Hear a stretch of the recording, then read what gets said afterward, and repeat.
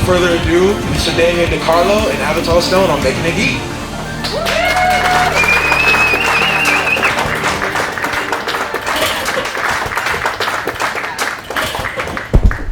What's up, everybody?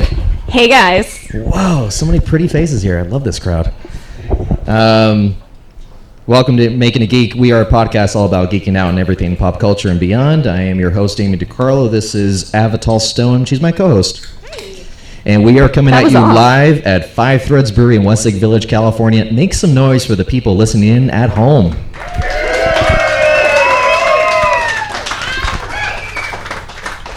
Before we get started, I am so excited. I have to tell you what I saw last night. No, you saw it. Yeah. I haven't seen it yet. Kong versus Godzilla. I haven't seen it yet. Dude, that was insanity. It was. If you spoil anything for me, no, I'm not spoiling. You won't make it to the end of this podcast. I am not spoiling it. But dude, that was so much fighting. It was ridiculous. Hey, what did I just say? That's all I want to say. But it was in IMAX. It was good. So if you see it, do it Dolby, you and John. That's the way to go. Either Dolby or our 65-inch TV at home. Yeah, with either a way you sound bar. can't go We wrong. should be fine. I mean, nowadays, you can watch it on 4K and it's going to look amazing no matter what. It is a 4K. Yeah. So or an there you HQ. go. I'm not sure. Yeah. Some HQ? kind of letter number combination. Well, either way, I thought want? it was fantastic. It was worth my money, I got to say, because most of the time I don't feel comfortable watching a movie that way where I can just watch it at home comfortably. Well, you don't have a 65-inch TV, do you? I do. You do, don't you? Of course I would. Well, you know what? It was still worth it, though. And the just everything about it, I know you're going to love it. And Oh, I am. I think John will like it, too. So. And I just want to correct you really fast, okay? It's Gojira. Yeah. Actually, that gets dropped a lot. There's a Gojira line. Thank you. Yeah. Is it really? Yeah, a lot. Yeah. I said no spoilers. That's it. Sorry. We should probably start a show. People are all like, I didn't sit here to talk about monsters dancing around in Asia. You didn't? Isn't that what we're here for? Yeah, no, we're not here for that. Shoot. I prepared the wrong question.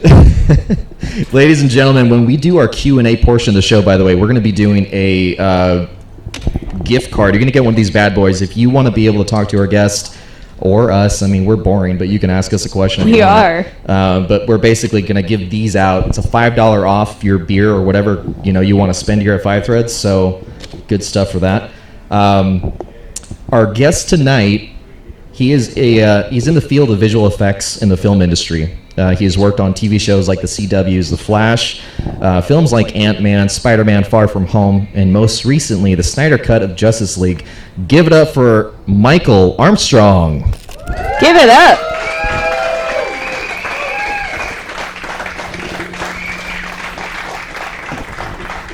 Meant to leave you more room, my bad. That's all right. I think I'm well stayed. Yeah, there you go. There we go. Now people can hear me.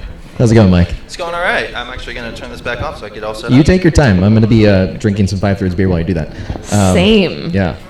Cheers. What are you drinking? This is the Game Day Blonde. Oh, I'm doing the Yeah. summer wheat. Somebody out there likes it. I do like the Game Day Blonde. I've had God, it. it's so good. It's a really nice light beer. Yeah. What is it, 5.5, I think? Yeah, something like that. Perfect for a summer day. Michael, I'm glad that you joined us for the show. Thanks for being here. Absolutely. Ever since I met you through a mutual friend, I'm really, really happy we were able to talk. I'd like to first ask you... Mutual friend.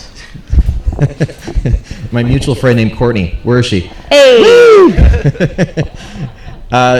You have a lot to say about what you do. I know you do, because we've talked already. And I want to be able to ask you, for our audience, what is it you do exactly in terms of your career? Well, so I'm a visual effects coordinator, and so I work for a visual effects company, and we essentially get contracted by the studios to work on these big feature films. So we get essentially awarded a sequence of shots to work on, and then we give them constant updates, and we do all the computer graphics for it. So it's a really cool creative process to be able to be a part of. And when you do this, this is a 9 to 5 kind of thing, or 8 to, or is it just kind of pours over as long as you need to do it? It is until everybody says everything is good. You work tirelessly, sometimes 7 days a week. It could be grueling depending on where we're at with the with the production and the deadline for the overall show. Wow. So I would imagine you'd get kind of burnt out with that much work. How do you continue to have the love for what you do? I mean, I just love doing this stuff anyways in these type of movies, so it's really easy for me to, just nerd out on this stuff and enjoy it while it's all come together. Because, I mean, it's essentially the way it works is the studio sends us what they did, what they filmed, and then explain to us what it is they want it to look like at the end. And then we're able to just generate it and, have input along the way. So it's really cool to have kind of an input on how these movies end up looking. How tough is that for you when someone describes something that has not visually been made, but to you it's like you have to hear it and like kind of start imagining like how am I going to make this come to life? Is that difficult for you? Well, see, I'm not the one that has to make that decision, so it's pretty easy for me. I just take the notes of that person and then display it to the team. So as a coordinator, I oversee a team of artists. So we have a visual effects supervisor who oversees the entire project. He's the one that has the ultimate creative say on before anything would be sent to the studio and what we're doing and priorities and everything like that. So pretty much he's the boss, and then we have a manager who oversees the rest of the team, and then we kind of get divided up amongst the coordinators. So from my end, working with a compositing team, it can just be a long, grueling task because that's the final step before we send it to the client, or the studio rather. And those notes can get pretty tedious because obviously us as a company relying on our shots, we want to send them the best possible thing. So that can cause us to burn the midnight oil. So with your most recent work in Justice League, Snyder Cut, anybody watch that movie, by the way? On HBO Max? Yeah? Woo! Yeah. So as you can see, everybody loves your work. In working with Justice League, the Snyder Cut, as a fan, tell me what that's like for you now with this Snyder Cut versus what it was like the theatrical version, the 2017 version. How is that different for you for as a fan, not professionally? Well, yeah, as a fan, I really appreciate the updates that they did to this movie. I thought the 2017 didn't live up to its potential. I mean, you have a collection of the greatest heroes ever combined, and that movie just did not produce what it could have. But yeah, this time around, they really stepped up their game, and I think that the story really gives everyone justice this time around, and it's cool to be able to see all the characters, and the introduction of Darkseid, I think really was a game changer for this movie, and gave Steppenwolf mainly the main villain, the drive and the motivation that he was missing the last time around. And the characterization, I think, that he was really missing. Absolutely. I mean, in the 2017 version, I really always got creeped out whenever he would talk to the mother boxes and refer to it as mother in this longing way. It was very bizarre and made it difficult to watch. I completely blocked that out. I don't remember that, but you're making it sound kind of creepy. It was very creepy, actually. It was, I forgot about that until you mentioned it. It was quite unsettling to see. Well, speaking of justice, do you really feel like there's a bit of a sense of justice having some of your work finally come back to the screen in this version? I mean, yeah, that was definitely the hardest part of seeing the theatrical cut. I was working on the original 2017 version while the transition was happening between the two directors, and so I saw everything that was potential, and then get just taken out of the movie, and because of obviously NDAs and everything, you can't say anything. But as a fan, you go and see the final result, and it's just man, I saw more footage. As what we do, where's my work, right? Yeah, well, we knew it wasn't going to be there, but just that we kind of understood the story a little bit more with those additional sequences and shots and everything. So without them there, it was just everything just felt really rushed. That's what 2017's Justice League felt for me. It was very rushed. I mean, even the runtime was under 2 hours, I think. It was just super short. Well, for me, I think it felt like they were trying to squeeze so much into this very short film that it was like no pun intended, but it was like a flash. And we didn't understand what was happening. Right. Sorry. Good job, by the way. I did not, literally not intended. You've been hanging around with me too much. No, I honestly, I feel the same way. They rushed through it. It didn't feel like they I don't know, they didn't flesh it out. Like it was condensed. It was over the surface. There were some parts I liked. I mean, we were just talking about this before the show. I liked the ending with Superman and Flash racing. I had actually forgotten about that until you mentioned it earlier, and I was like, no, that was a good part. I really liked that. And now it's not in this version. I'm a little sad, but it's fine. It was just a cute little tidbit they added. I think that this whole thing with Joss Whedon, it was a version of the film that they were hoping would be a lot more lighthearted, you know, and it wasn't exactly what Zack Snyder wanted, but in this case, it was what they wanted in the studios. Well, I got the feeling that with Joss Whedon having worked on Avengers and other Marvel films, that they were maybe trying to mimic Marvel a little bit, for lack of, like, I love Warner Brothers, I love DC, don't get me wrong, but it felt like they were trying to do what Marvel had years to do in one very short film. Right. So it felt rushed and condensed and just uncomfortable in a way. Yeah, like they were trying too hard almost. Yeah, a little. Right, agreed. Mike, geek out with me a little bit about the movie. Like, what was your favorite part of the movie? Like, as a fan, I saw it with you, which I'm so happy I got to see it with you for the first time, but I didn't get a chance to really talk about it with you. What are the moments that you liked the most? Well, I know what part you liked because you were very vocal during the movie, which was yeah, it was much appreciated. Okay, next time y'all have a movie night without me, don't do it without me. Okay, I don't have your contact info, so be mad at him. He knew I was working. Okay, well, there you go. No, so the movie, though, my favorite part had to have been the flash time reversal sequence or shots. I thought that was one of the coolest things in the movie. And we actually worked on that shot, so I actually got to be part of the process and see like that whole thing come together. And the visual effects supervisor kind of explained like the thought process behind like what's happening in the shot and how everything comes back together. And so it was really cool. We essentially created this digital world, ripped it apart, and then ran it backwards to have it reform on itself and generate this world, you know, being atomized essentially by the Flash running so fast. You know, it's really funny that you mentioned that one scene because that's where the movie really picked up for me, and I was like, all right, I'm in. Because that scene was amazingly done. It was a really great scene. And you worked specifically on that scene. Well, yeah, so we did those shots where he zips back in time, and especially those shots where it's slow motion and you kind of see everything form underneath his feet. So yeah, pretty much from the time he launches till right before he gets to Cyborg, we did all those shots. And you remember how much I flipped out at that part. Because, I mean, it was so unexpected. Good. But it was so Flash. We already know that as fans that was bound to happen in a film, right? But I didn't think it was going to be in this version, which was great. So yeah, that's always a challenge for me is I work on, you know, these movies and these sequences and then, you know, a piece or a shot like the slow motion shot where the world is developing under his feet come out in the trailer and everyone gets all excited and it's just like, man, like I know, but like I can't say anything. I gotta keep everything confidential until, you know, everything comes out and then until you're allowed. Yeah, until everything's public and then you're allowed to speak a little bit more freely. So I actually am probably one of the few people here that actually enjoy going to work because that's like the only place I can vent about like the stuff I work on because everyone there knows. Yeah, outside of work it's unsafe. So yeah, you just go to work and you just geek out with all your coworkers about like the stuff you're doing. So how frustrating is that when you go home and you've worked on some confidential stuff? Like you go home and you meet up with a friend and it's like, I wish I could tell you something, but I can't. Like, luckily I only had a couple friends that were like that into it. My little brother is definitely a lot more into it, but like he was away at school and we haven't been that close as of lately.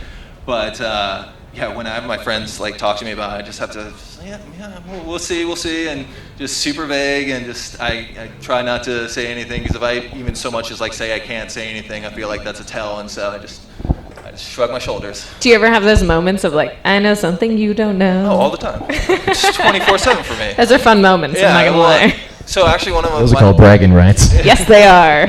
Yeah, I can't say anything without getting in massive legal trouble, though.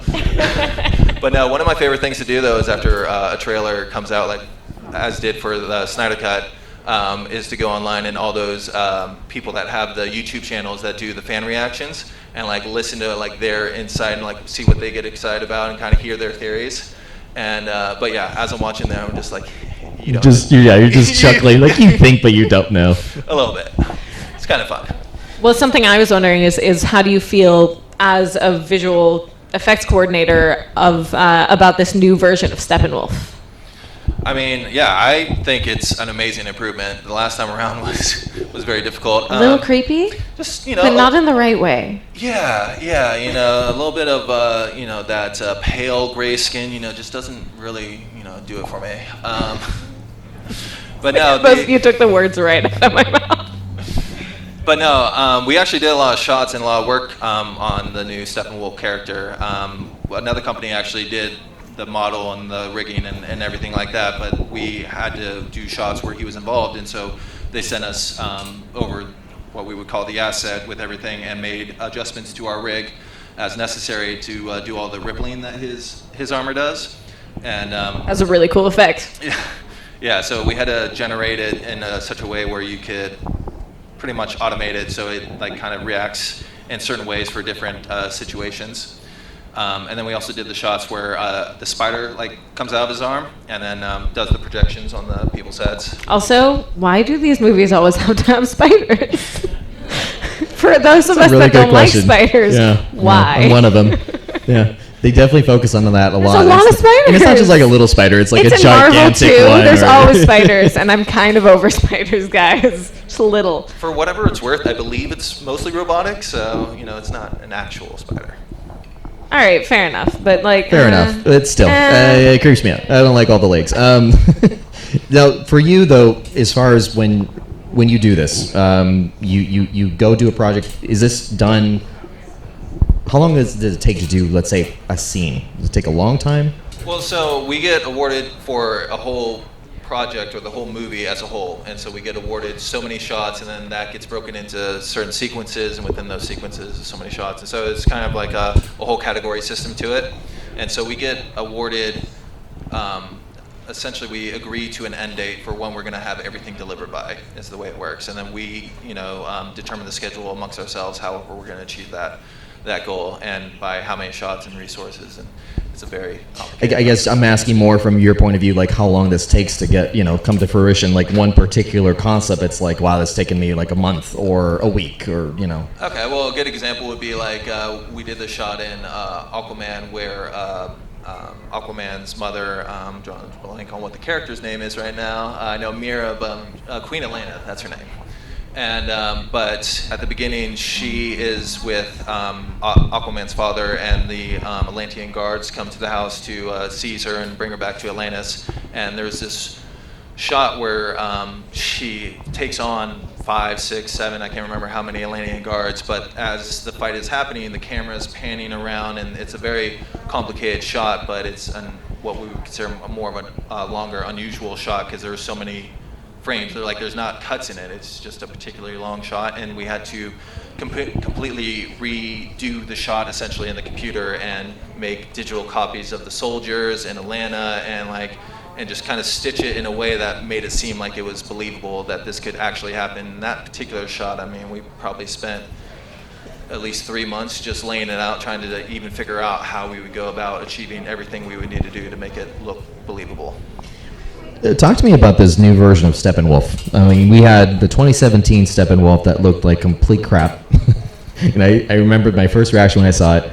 I just wasn't happy. But now we got this new, better, original concept version from Zack Snyder, and then goes to you to make it, right? Right. What was that like for you to see that finally? Well, yeah, so it was interesting. The way we do our work is we, in animation, there's no textures applied, so it's just essentially a gray shade of what the character will look like, so it's not as impressive. So I was seeing a lot of that, and it wasn't until we were getting close to the project end date that I started to see what the light renders look like. And yeah, I gotta appreciate all the detail that was actually involved, and at that point, we had the armor all set up to do all the ripples, so it was like essentially what the shot was gonna look like. So once I was able to actually see that, on the screen and appreciate what it was actually going to look like, I was in awe. With all those ripples and stuff, is that like an algorithm that you put in once you have it set up and it just does it automatically, or are you working on every millisecond of the whole shot to make it ripple in a specific way? By the way, anything you don't want to say, yeah, just you say don't it. have to answer Yeah, everything. I'm just curious. Don't do it. For me, I wouldn't be able to explain the technical things anyway, so don't worry about it. And I don't think anybody would even understand the It's an extremely complicated process to do those things, but essentially these digital characters get what's called a rig applied on top of them, and then a rig like Steppenwolf has this rippling effect, and it's essentially an algorithm that's made, generated, created, and by putting in certain inputs, you get this rippling effect, and you can generate it in a certain way. And but yeah, that's technical stuff that I've never really overseen. I just deal with essentially the back end of it with the compositors, where we take what was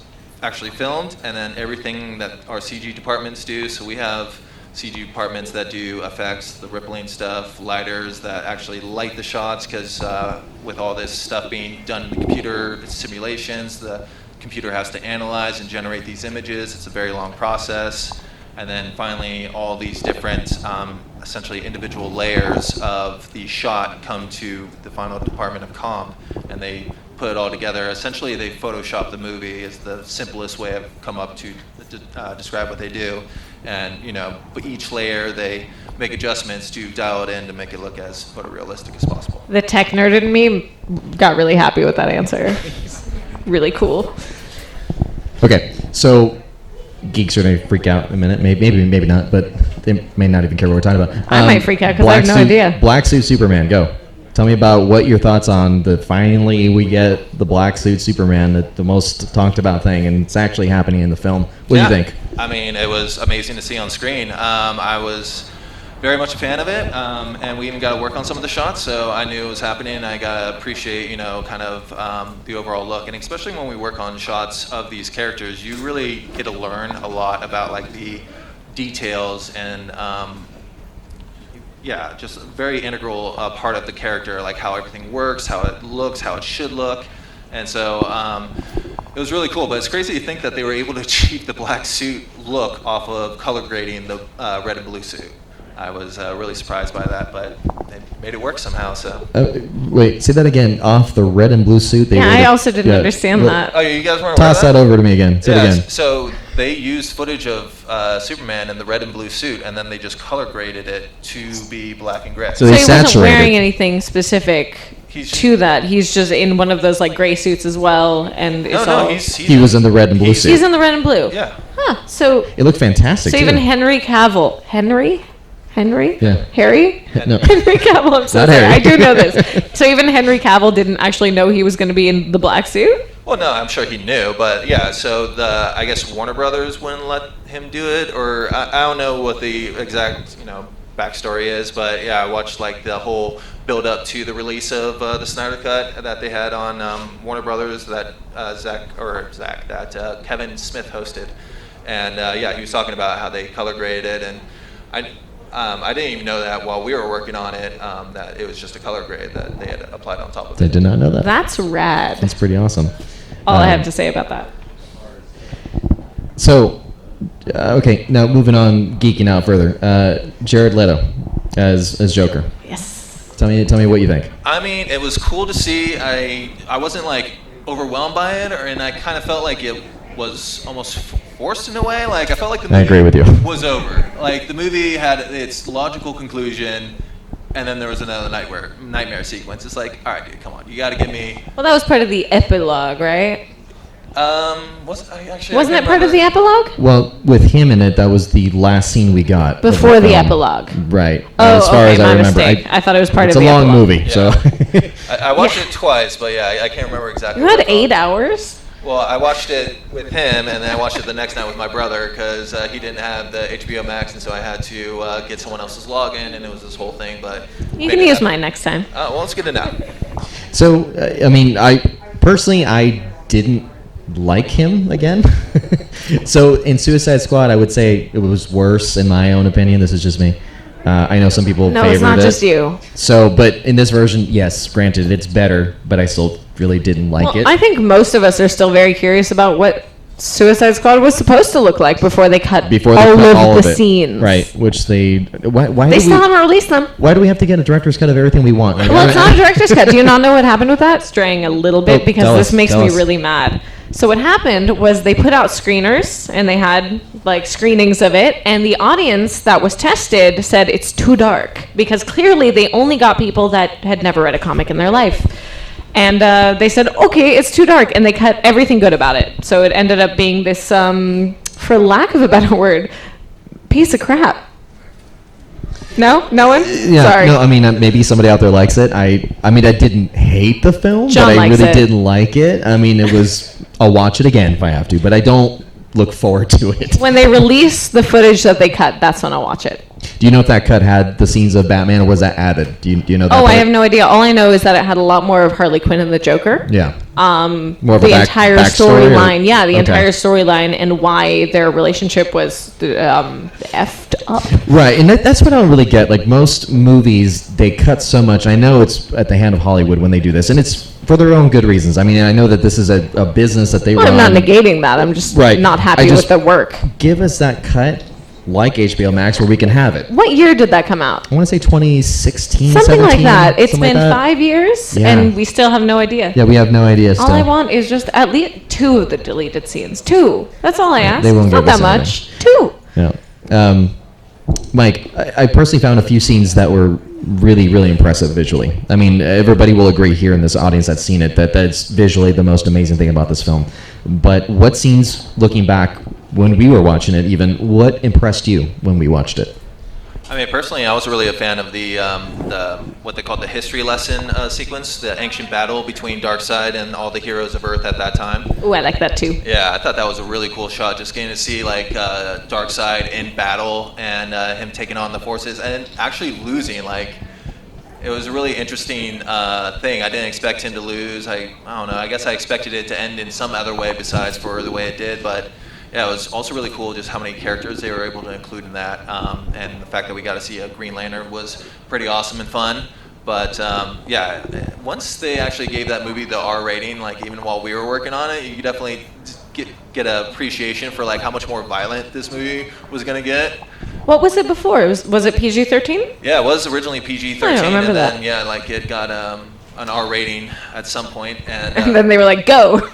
it kind of sounded, well, yeah. Then all of a sudden, like blood was starting to get introduced because obviously you can't do too much blood in PG-13. But yeah, so we did like the underwater sequence of them in Atlantis, and as he's swinging guards around, you just see blood trails everywhere. Wonder Woman was Really flinging like that. dudes, and there was like blood. Well, especially splattered the on underwater walls. scenes because of the visuals of blood underwater and how it was moving. I found that very impressive. I love that. And so, as a fan, let's say here at this point still, the additional sequences that Josh Whedon did in the 2017 Joss. version. Oh, did I say Josh? Joss. The Joss Whedon version. That's all I'm here for. What did you think of that version now, looking back, as a fan, not professionally? I appreciate you clarifying. Well, personally, I can't go back to the 2017 version. I was not really a fan of it when it came out. It's really hard for me to gauge these movies I work on because we only work on, again, these small little portions. So essentially, I only see like a small window of what this movie could be. And on the Justice League, when it came out in 2017, I only saw all these action sequences. So like while they were fighting in the tunnel and when they fought Superman in the park and all these fight sequences. And so in my opinion, I was like, oh my God, this movie's going to be epic. And then I went and saw it, and then it's like, well, it's And it wasn't. not as epic as I had built it up in my head. So.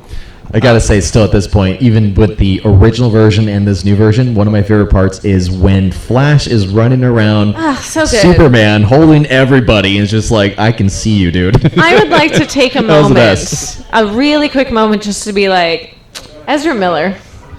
Okay, Ezra Miller. Ezra Miller. Okay, so in this portion of the film, I would say, well, all portions really, in this cut, he actually stepped it up, in my He opinion. absolutely stepped it But up. I think that's just how he was originally, and now they just actually showed his it. actual scenes. Yeah, absolutely. Which is amazing. I am a really big, I know there was some drama with him at some point in Hollywood, not on this film. I Right. don't know what it was. I can't Right. remember. There It's was not a little bit. important. I remember that. But Right. I'm proud. I'm a proud. Yeah, no, he did Proud better. Jew. I want to say he did better, but he really just did what he did originally. He just put it in the film now. And they showed it. And they showed it. Well, speaking, if I may, speaking as maybe not a fan, maybe say you were like the director or the writer, is there something that you may have done differently? I mean, not too much. I feel like some small adjustments could be made, just a few scenes maybe cut shorter to bring down the overall runtime. I mean, I know that 4 hours seems like a reasonable amount to most of us. Took me 4 days to watch. 4 days. But I feel like there could be, just a little room for just, a little trim, and maybe bring it down to 3.5 would be, even Lord of the Rings runtime. Yeah, keep it manageable, for more than the dedicated fan. But yeah, I mean, there wasn't anything too specific. I thought it was really well done, and again, like I said, I watched it twice, and both times it did not feel like it was, as long as it was, but it doesn't matter. The clock is still the clock, and you're still spending 4 hours watching a movie. Or 4 days. I have a full-time job. It is what it is. Yeah, many jobs like me. I have 5 jobs. So, Martian Manhunter. Opinion. Sean Jones. Whatever you want to tell me, go. Well, now that information has come out about this, I guess I can talk about it. But yeah, so we did Martian Manhunter for the movie. We did. We actually did his overall design and did the shots that he was in. Well done. Great design, very well I think. done. I It was thought really he good. looked like I would have imagined if I hadn't read the comics. I mean, that is all due to the artist. I had zero input, but I would like to think I gave him encouragement along the way, so I will, I guess, take that bit. But yeah, no, it was really cool. So getting to, again, sit in reviews and see this character come together, knowing that this is, going to be the first time he's shown on screen, and being able, well, not me personally, but, our team being able to have kind of a creative input and say on how this character ultimately looked was pretty awesome. And yeah, again, one of those things where it's in development for so long that you don't really get to see it until like right before everything's going to be turned in. So it's one of those last things. But yeah, when you finally get to see it like on the screen and you're one of the first ones to see it, you're like, that's pretty cool. Now, granted, I know that Zack Snyder's films, typically, a lot of people aren't a fan of. It's weird in the comic world or geek world. It's a very distinct line as to who's a fan and who's not. But I think it's great because there's different verses. When we have the Snyderverse with his films in the DC world, and then we have Christopher Nolan. We have even Tim Burton's verse. I mean, you want to put that in there.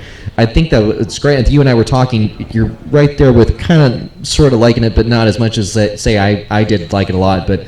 How dare you? I think you didn't like it as much as I did. VHS copies of all the Batman movies. No, we're talking about the Snyderverse. Then I didn't lost think you liked track that for one. a second. But so for that one, Well, I like the Snyderverse. I like just what not he's this particular done. few movies. I'm not going to get too much into it. I may yeah. not be the biggest Snyder fan, but I like a lot of what he's done. Fair enough. So I think to my point, which is great that you had a chance to work on this, a very artistic version, because I think the other ones were just very different. I mean, we had Christopher Nolan's version of The Dark Knight, and that was a very amazing realistic, trilogy. Very amazing trilogy. And then you had, even the Tim Burton version, and we all know Tim Burton, who's his versions are very unique. But now we have Zack Snyder's, and his vision basically coming at the end of the day to you to kind of bring to life. As a fan, what do you think of that whole vision?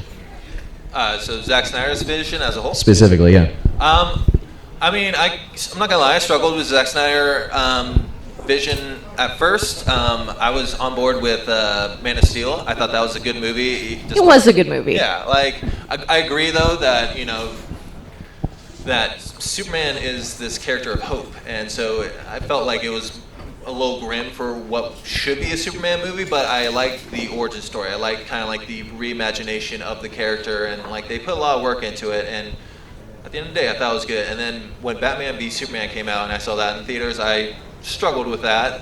I think we all did a little. I just love it. The 4 separate endings, specifically. Well, it wasn't even that. The main thing for me was just still that Martha thing. Just the Martha thing Yeah. that will never die. I mean, just like, doesn't make sense. But, Sorry, he got triggered. I mean, I mean, but mommy issues, I guess. We'll But just to say this, the Ultimate Edition, which is the director's cut, is a much better film. Right. Yeah. You see a lot more things fleshed out. Right. And so we talked about this. And I really got to check this thing out. I didn't even know it existed until today. I mean, apparently, if you want to see a good movie these days, just if there's ever a director cut, just It's on HBO, yeah? At this point, yeah. It's on HBO? I believe it is. I'll check it out in the next few apparently days. It's a different version too. They like more resolution or something. Yeah, they I made it a know little about different. these Yeah. things. I'm tuned in. I would say Batman v Superman was, if that was to be the deconstruction of everything, Justice League was the construction of it, and that was to set it up for what we know now in Justice League. That kind of wrapped it together in the Snyder cut,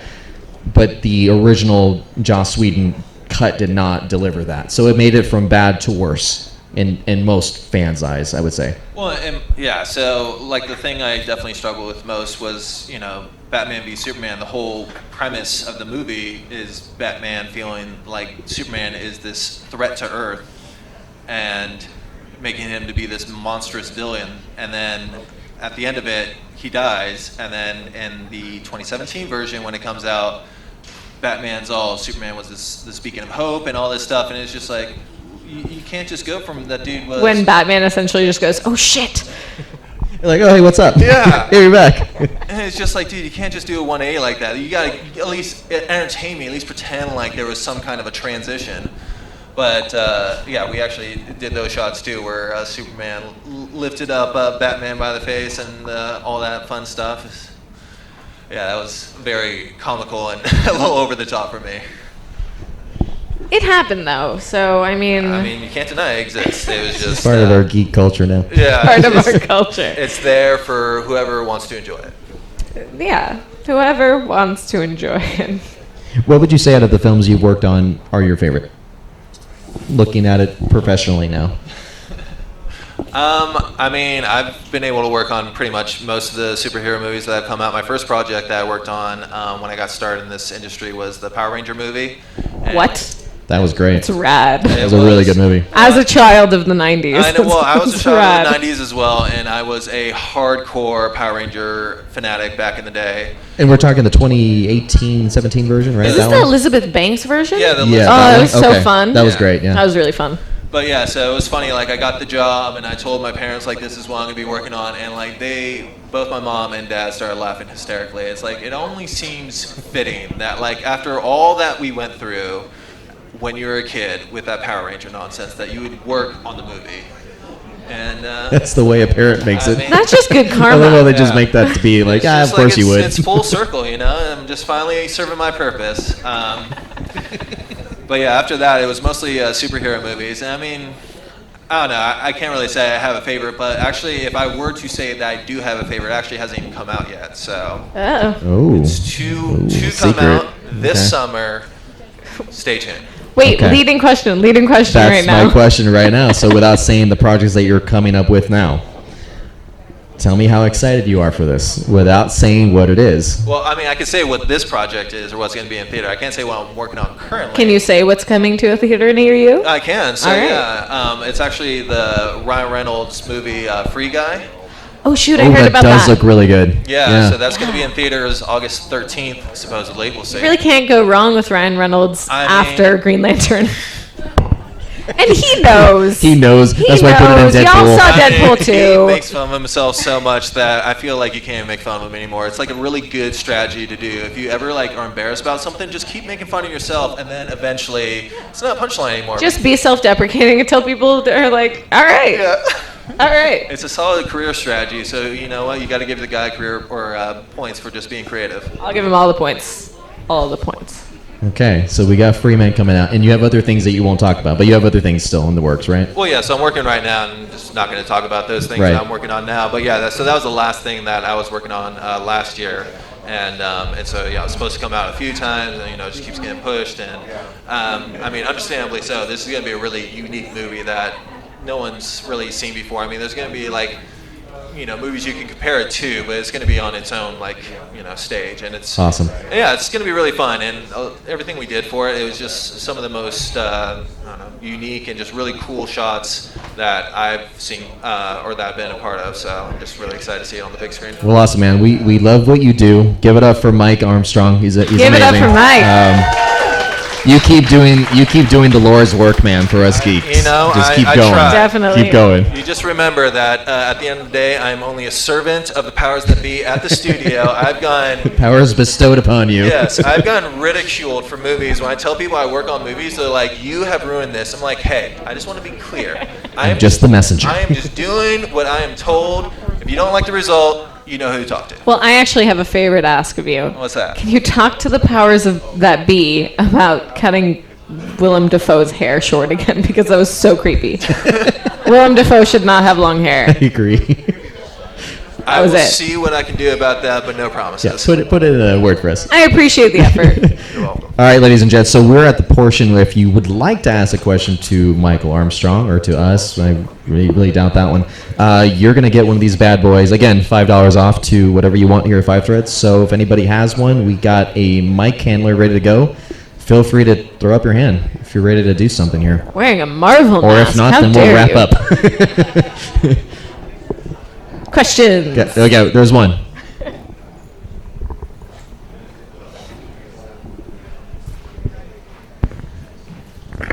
Hi, huge honor. My name is Michaela. So I just wanted to say, first off, that I loved that scene where Steppenwolf is talking with Desaad. I loved how the stone melted, and that's how they could talk to each other. I just wanted to ask you, if you worked on that, and if so, what was your inspiration for it? Sadly, we didn't work on those shots in particular, but yeah, I got to see them before they came out, so I kind of understood what they were going for. So yeah, unfortunately, I can't say how they actually achieved that, but yeah, I agree though. It was a super cool effect that they were able to achieve to use as communication. Yeah, All very right. cool effect. Give it up for Michaela. I'm going to give you this, but I don't think you're old enough to drink yet, so you can have food or shirts. Anyway, anybody else? All the way in the back. Go. Hey, have you ever worked with miniatures or just CGI? I didn't hear that. Say it again. Have you worked with miniatures or just CGI? Oh, I've only worked with CGI. There's one company up in, I think it's Portland, Oregon, or somewhere in Washington, Leica. They do solely can't say words now. Stop motion. Thank you. Stop motion animation, but I've never done Your it tongue's personally. tired. I've done like college projects, but never professionally.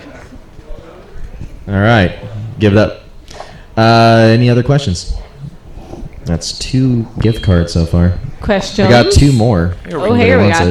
Hey, Mike, I know this is important to you. Could you explain the difference between special... You know what I'm going to ask. No, Yeah, I know it's exactly not what a you're- joke. Special effects and visual effects. Sure thing. Maybe Good it's just that question. I'm old That's a and very some good people question, don't know. and one that I know would irritate you. Okay, I got to ask the question, and actually I got asked the question multiple times, which is why I had the reaction I did, like I think on the 3rd time. But anyways, very simple explanation though is special effects is what they do on location. So like when blood splatter were like to come out of an actor, they do the fake bullet explosions or actual explosions on location. That's all would be considered special effects, and then visual effects is everything that's done in the computer. So you know the digital. Blood actually splattering would be special effects, like the actual goo itself. If it's exploding off an actor or a stunt person like on location. One of those vests or something that's So if special. I'm acting and my job is to get my head exploded, and then there's the animatronic that explodes. No, I can do that for you. That is the special effect. Is the actual tangible, real thing exploding? Anything that's not digital, Is that right? that's an effect, right? Okay, so in your example of someone having their head explode, the way that at least I would perceive that to occur is the person would wear like essentially a green mask like over their head, and then we would put a digital head on So that that's person. that's visual. Right, but there's a way where you could do it with practical effects, I guess, if you wanted to. Practical effects. I like that. Okay. that's- Stay tuned for Mortal Kombat. In They like taught me about couple that of at weeks. Universal Studios. Awesome. Any other questions? Is that it? All right, guys. Well, again, Michael, thank you so much for coming out. Yeah, We're really, really definitely. happy. Thank you. Keep doing what you're doing, man. I appreciate it. Thanks for having me on. You're awesome with what you do. Thank you so much for coming out. We are out of show and out of time. With another round of applause. Did we all have a good time tonight? Yeah. And then work those hands one more time. Give it up for Five Threads for having us here. Thank you, Five Threads, for sure. Be sure to check us out on YouTube, also on Instagram at @makingageek_podcast. Until next time, everybody, keep calm and geek out. Good night, everybody. Night.